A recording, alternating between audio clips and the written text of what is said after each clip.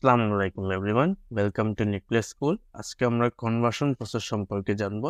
আমরা আগের ভিডিওতে মিলিং প্রসেস সম্পর্কে জেনেছিলাম যে মিলিং প্রসেসের ফাইনাল প্রোডাক্ট কি ছিল, ইউ3 ওয়েট। এই ইউ3 ওয়েটটাকে হচ্ছে আমরা এই কনভার্সন প্রসেসের মাধ্যমে হচ্ছে কি ইউরেনিয়াম হেক্সাফ্লোরাইডে কনভার্ট করব।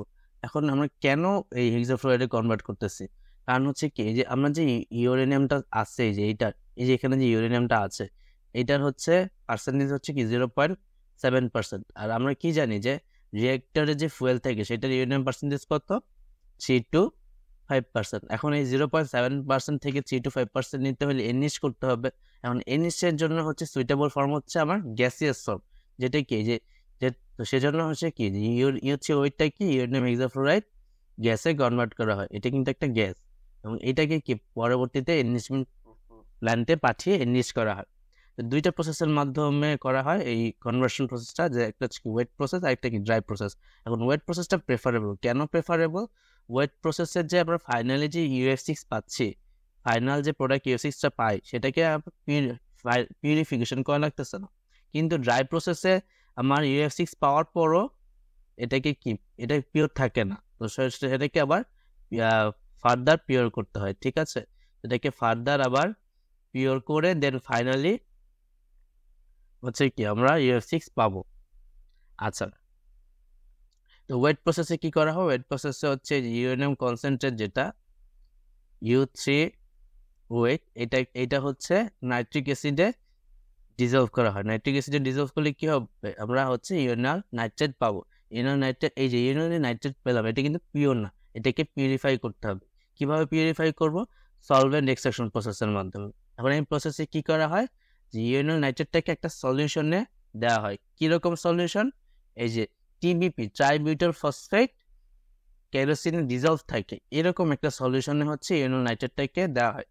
কিরকম সলিউশন আবার বলি, যে টিবিপি, ট্রাইবিউটাইল ফসফেট, কেরোসিনে ডিজলভ থাকে, এরকম একটা সলিউশনে দেওয়া হয়। দিলে কি হবে হচ্ছে আমার ইম্পিউরিটিস গুলা হচ্ছে কি অ্যাকুয়াস ফেজেই থেকে যাবে। দেন কি আমার kerosene, then washing from kerosene with dilute nitric acid, মানে নাইট্রিক অ্যাসিড দিয়ে হচ্ছে আমরা কেরোসিনটাকে ওয়াশ করে ফেলবো। দেন ফাইনালি ইভাপোরেট করলে আমরা ইউরেনাল নাইট্রেট পাই, যেটা কি পিওর। ঠিক আছে, এখন এটাকে হচ্ছে আমরা পরবর্তীতে হিট দিলে কি ইউরেনিয়াম ট্রাইঅক্সাইড পাবো, পিওর ইউরেনিয়াম ট্রাইঅক্সাইড। ইউরেনিয়াম ডাইঅক্সাইডটাকে যদি আমি হাইড্রোজেন দিয়ে রিডিউস করি, দেন কি হবে? ইউরেনিয়াম ডাইঅক্সাইড পাবো। ইউরেনিয়াম ডাইঅক্সাইডটাকে হাইড্রোফ্লোরিনেশন প্রসেসের মাধ্যমে হাইড্রোজেন অ্যানহাইড্রাস হাইড্রোজেন ফ্লোরাইড দিয়ে কি হাইড্রোজেন ফ্লোরিনেশন প্রসেসের মাধ্যমে এই অ্যানহাইড্রাস হাইড্রোজেন ফ্লোরাইড এর সাথে রিঅ্যাক্ট করে কি ইউরেনিয়াম টেট্রাফ্লোরাইড পাচ্ছি। এই ইউরেনিয়াম টেট্রাফ্লোরাইডকে ফ্লোরিনেশন করে ইউরেনিয়াম হেক্সাফ্লোরাইড পাই। এই যে এটাই কিন্তু আমার ফাইনাল প্রোডাক্ট কনভার্সন। ঠিক আছে, এখন এইটাই হচ্ছে কি এখন এনরিচমেন্ট প্রসেসের জন্য রেডি। তো এখন হচ্ছে আমরা ড্রাই প্রসেসটা দেখব। ড্রাই প্রসেসে কি করা হয়? আমরা তো এখন ওয়েট প্রসেসটা দেখলাম, এখন আমরা ড্রাই প্রসেসটা দেখব। ড্রাই প্রসেসে কি করা হয়, যে ইউরেনিয়াম কনসেন্ট্রেট, যেটা ইউরেনিয়াম কনসেন্ট্রেট হচ্ছে কি ইউ3 ওয়েট, এইটাকে হচ্ছে আমরা প্যালেটাইজড করা হয়। প্যালেটাইজ করে কি আমরা হচ্ছে হাইড্রোজেন দিয়ে রিডিউস করে কি ইউরেনিয়াম ডাইঅক্সাইড পাবো। ইউরেনিয়াম ডাইঅক্সাইডটাকে যদি আবার হাইড্রোফ্লোরিনেশন করি, দেন কি ইউরেনিয়াম টেট্রাফ্লোরাইডটাকে আবার ফ্লোরিনেশন করলে কি ইউ ইউ ও UF6 পাবো, ইউরেনিয়াম হেক্সাফ্লোরাইড পাবো। এই ইউরেনিয়াম হেক্সাফ্লোরাইডটা কি পিওর না কিন্তু।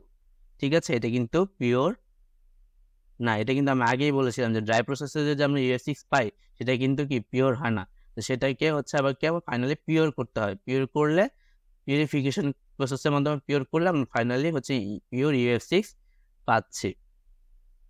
আচ্ছা, আমরা এখন হচ্ছে কনভার্সন প্রসেসে একটা শর্টলি একটা ব্রিফ দিবে, একটা যেরকম একটা ফ্লো ডায়াগ্রামের মাধ্যমে।